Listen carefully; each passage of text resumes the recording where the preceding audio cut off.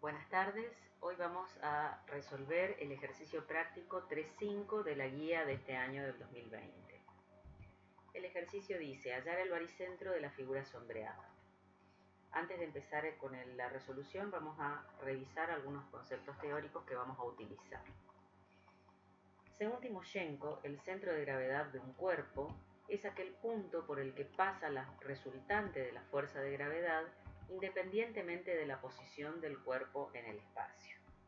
Es decir, si consideramos al cuerpo dividido en elementos diferenciales, cada uno con un volumen V sub i y peso G sub i, la sumatoria de los mismos da como fuerza resultante a la fuerza gravedad G. De esta definición se deduce que el centro de gravedad de un cuerpo rígido es el centro de fuerzas paralelas de la gravedad que actúan en las distintas partículas del cuerpo, y la posición de este punto es independiente de la posición del cuerpo en el espacio. Como las fuerzas de gravedad actúan siempre verticalmente hacia abajo, es evidente que cualquier rotación del cuerpo, un ángulo cualquiera, equivale a la rotación correspondiente del mismo ángulo de todas las fuerzas de gravedad alrededor de sus puntos de aplicación. Vemos entonces que la fuerza de gravedad va a ser igual a la sumatoria de las fuerzas de gravedad de los distintos elementos diferenciales. Y también sabemos que la fuerza de gravedad es igual al volumen del cuerpo en estudio por su peso específico. En la teoría hablaron de masas y densidades. Estos conceptos son análogos, este enfoque es un poco más antiguo, pero las expresiones a las que arribamos son las mismas. Para hallar la ubicación del centro de gravedad, lo que vamos a hacer es hacer la sumatoria de momentos respecto de los ejes coordenados. En la teoría hablaron de sumatoria de momentos respecto de los planos coordenados. Fíjense que ahora las expresiones a las que vamos a arribar son las mismas. Nada más que llegamos con otro procedimiento. Entonces hacemos por Variñón, nosotros sabemos que el momento de la fuerza resultante respecto de un eje es igual a la sumatoria de los momentos que producen las distintas componentes del sistema respecto del mismo eje. Entonces vamos a tener que G por XG, que es el momento que produce la fuerza resultante respecto del eje Y, va a ser igual a la sumatoria de las G sub I por las distancias X sub I, que son los brazos de palanca al eje Y que estamos considerando. Si yo estoy buscando la coordenada en X de G, voy a hacer un pasaje de término y voy a obtener la coordenada en X del centro de gravedad. Si yo reemplazo las G sub I por los volúmenes diferenciales por los pesos específicos, la expresión me queda así. Y si yo considero que el cuerpo es homogéneo, el peso específico puede salir fuera del signo de sumatoria y lo puedo simplificar.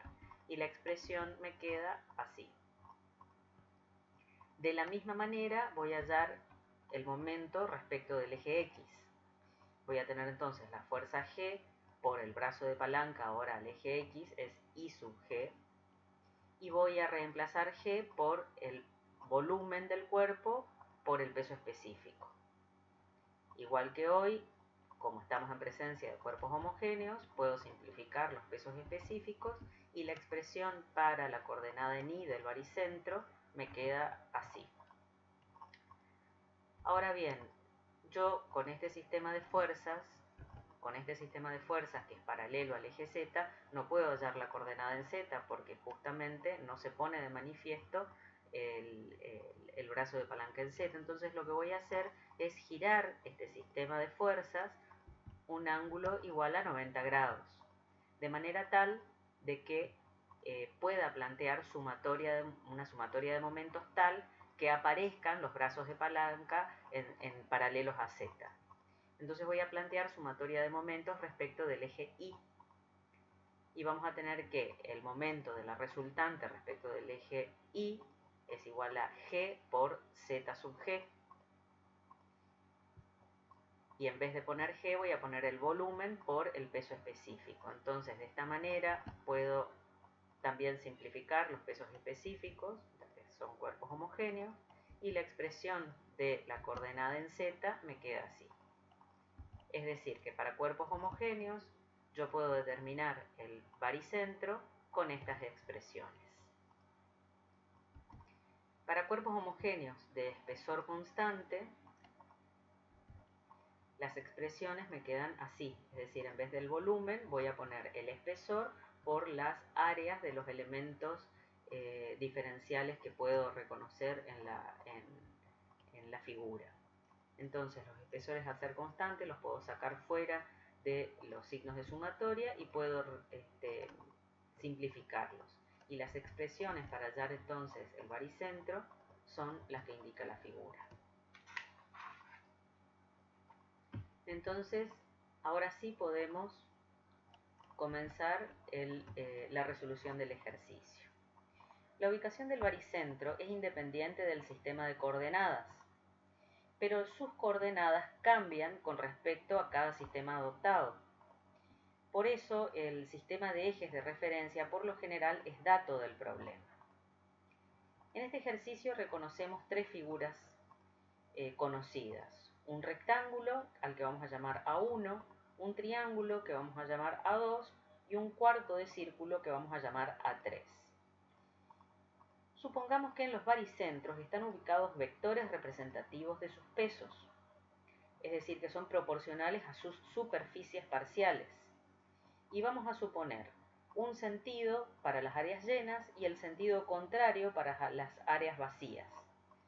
De esta manera obtenemos un sistema de fuerzas paralelas, y el centro de estas fuerzas paralelas será el baricentro que estamos buscando.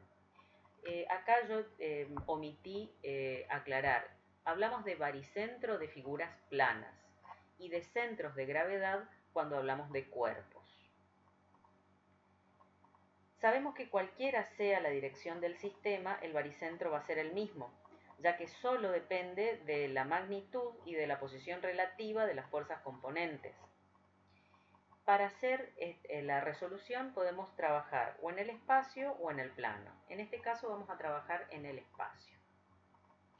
Vamos a suponer entonces a la figura plana contenida en el plano XY.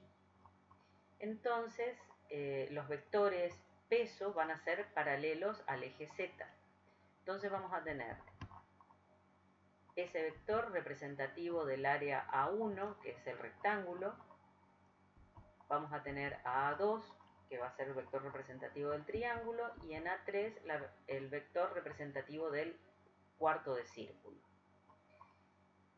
Nosotros lo que tenemos que hallar es el baricentro de la figura sombreada. Entonces lo que vamos a hacer es hacer sumatoria de momentos respecto del eje X y respecto del eje Y para obtener las coordenadas del baricentro. La coordenada en Z es obvio que va a ser 0, ya que la figura plana está contenida en el plano XY.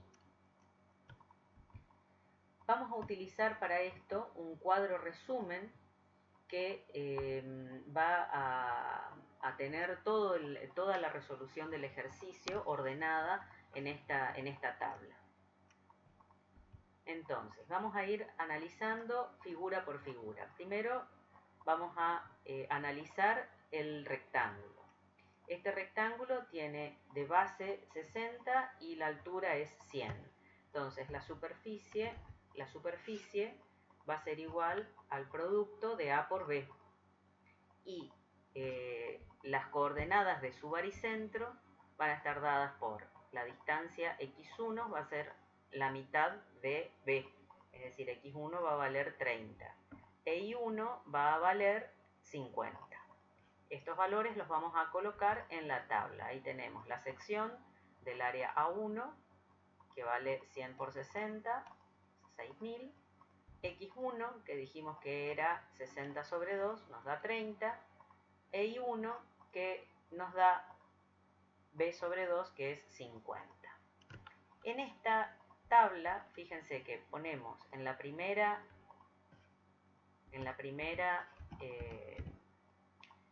columna, vamos a poner los nombres de las áreas. En la segunda columna ponemos las superficies de estas figuras conocidas.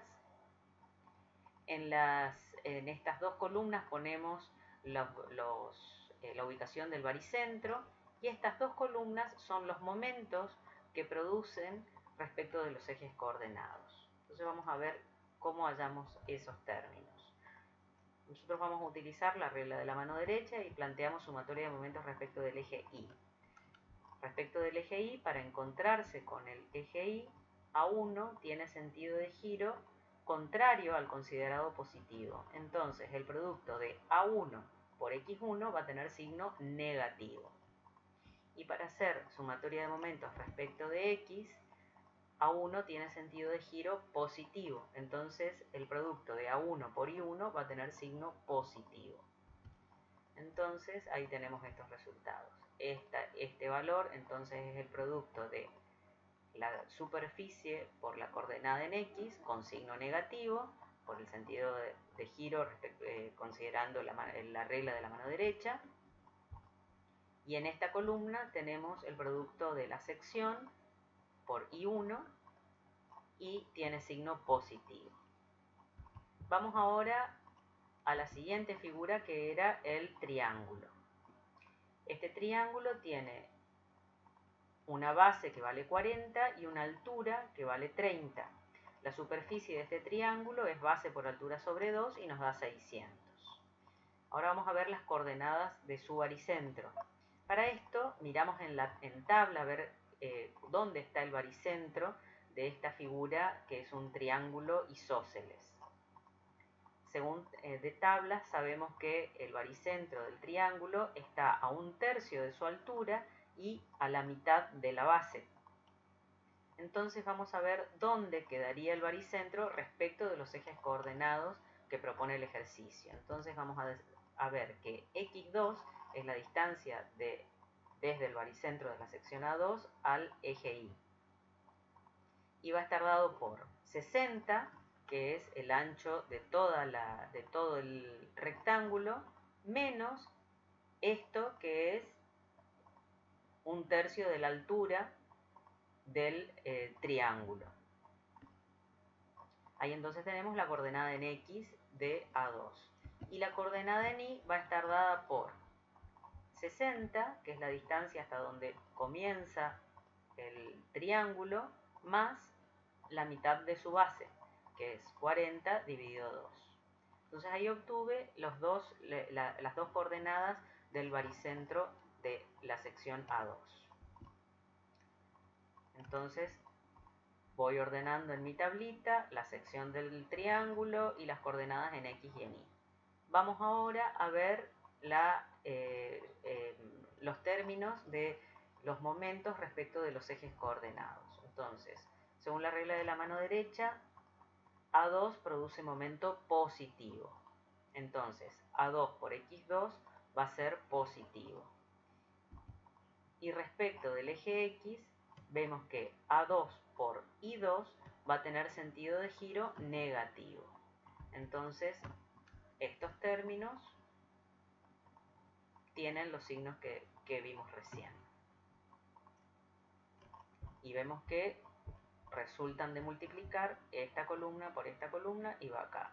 Esta columna por esta columna y va acá. Vamos ahora a la tercera figura conocida, que es el cuarto de círculo. El cuarto de círculo, sabemos que este círculo tiene radio 20, que es dato. La superficie va a estar dada por pi por radio al cuadrado sobre 4 y nos da ese valor. En cuanto a las distancias del baricentro al origen al sistema de ejes elegido, vamos a utilizar entonces de tablas estas expresiones que nos dan la ubicación del baricentro del círculo. Estas expresiones 4/3 de r sobre pi las obtenemos de tabla, que resultan de aplicar el teorema de Goulding-Pappus. Entonces ya tenemos, haciendo los cálculos, dónde está el baricentro del cuarto de círculo. Completamos entonces el tercer renglón y vamos a ver los signos de los momentos que produce esta fuerza respecto al sistema de ejes coordenados. tenemos que A3 va a tener signo positivo cuando hacemos la sumatoria de momentos respecto al eje Y, es decir, A3 por X3 va a tener signo positivo, y cuando hacemos la sumatoria de momentos respecto de X, A3 va a tener signo negativo. A3 por Y3 va a tener signo negativo. Ahí están entonces estos dos términos. Ahora lo que vamos a hacer es hacer la sumatoria de esta columna para obtener ¿qué? Para obtener la superficie del área sombreada, que no sería otra cosa que la fuerza resultante del sistema de fuerzas paralelas. Y también vamos a hacer la sumatoria de estas dos columnas para obtener los momentos de las resultantes respecto de los dos ejes. Recordemos lo siguiente, esto que está acá es una sumatoria de fuerzas, entonces cada una va a tener su sentido. A1 tiene un sentido, A2 y A3 tienen sentidos contrarios. Y este es el resultado. Acá también hago la sumatoria teniendo en cuenta los signos de cada término que se determinaron con la regla de la mano derecha. Ahora bien, voy a hacer un análisis acá para ver el signo también del momento que produce la fuerza resultante, porque nosotros en realidad obtuvimos la fuerza resultante que se obtiene haciendo la sumatoria de las A sub I. Justamente lo que estamos buscando es la ubicación de esa fuerza resultante, la ubicación de G. Pero sabemos que la fuerza resultante tiene sentido hacia arriba, porque A1 es mayor que la suma de A2 y A3. Entonces podemos saber cuál es el sentido de giro de esta fuerza resultante respecto de los ejes coordenados. Entonces, si planteamos la sumatoria de momentos respecto de los ejes X e Y, vamos a determinar el sentido de giro de esta fuerza resultante. De manera tal que, si hacemos sumatoria de momentos respecto del eje Y, la fuerza resultante va a tener signo negativo de momento, tal como lo indica esta expresión. Porque vemos que para encontrarse con el eje Y tiene sentido de giro negativo. Entonces el primer término en este caso tiene signo negativo. Y después sí vimos lo que vimos en el punto anterior, ya habíamos determinado los signos de cada uno de los términos de esta expresión. De la misma manera hacemos sumatoria de momentos respecto del eje X.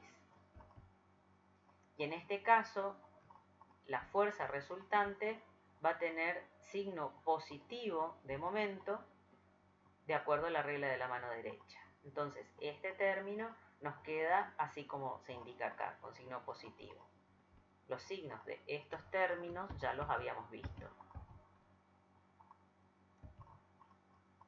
Entonces, cuando hacemos el despeje acá, que nosotros queremos hallar la coordenada en X y la coordenada en Y, cuando hacemos el pasaje de término, esta A va a ir con su signo al otro lado.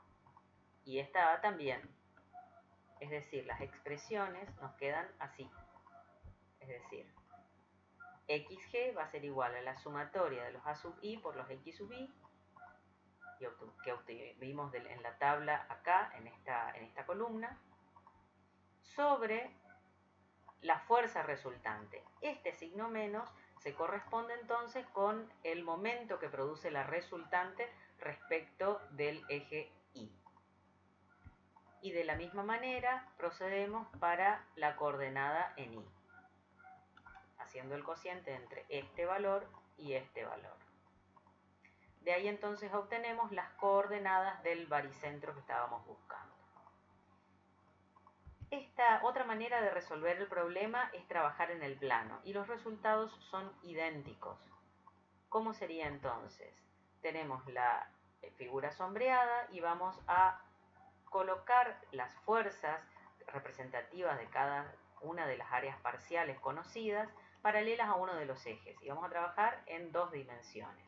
En este caso lo hacemos paralelo al eje Y. Entonces planteamos primero hallamos la fuerza resultante, que sería igual a la sumatoria de las fuerzas componentes del sistema, y luego hacemos la sumatoria de momentos respecto al centro de coordenadas a este punto, sabiendo que, o adoptando la convención de que aquellas fuerzas que producen giro horario producen momentos positivos. En este caso, A, la fuerza resultante A, va a tener sentido de giro antihorario, entonces por eso este signo acá de este término.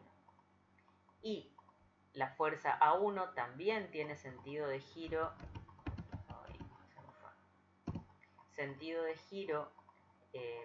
antihorario, por eso el signo, este signo, y A2 y A3 van a tener sentidos de giro horario, por eso el signo positivo de estos dos términos. Ahora, como yo estoy en un sistema de fuerzas paralelas, yo puedo girar todo el sistema 90 grados y ahora que sean paralelas al eje X. Yo estoy entonces buscando, no estoy haciendo otra cosa que buscando el centro de gravedad de la figura rayada, que no es otra cosa que el centro de fuerzas paralelas. Entonces planteo otra vez sumatoria de momentos respecto del centro O, ahora con las fuerzas giradas 90 grados, y vemos que la fuerza resultante produce giro horario positivo. La fuerza A1 también tiene sentido de giro horario positivo, y las fuerzas A2 y A3 tienen sentidos de giro antihorario, por lo tanto los términos son negativos. Vemos que llegamos a las mismas expresiones que habíamos llegado considerando todo el problema en el espacio. Ustedes eligen cuál de las dos soluciones les es más afín.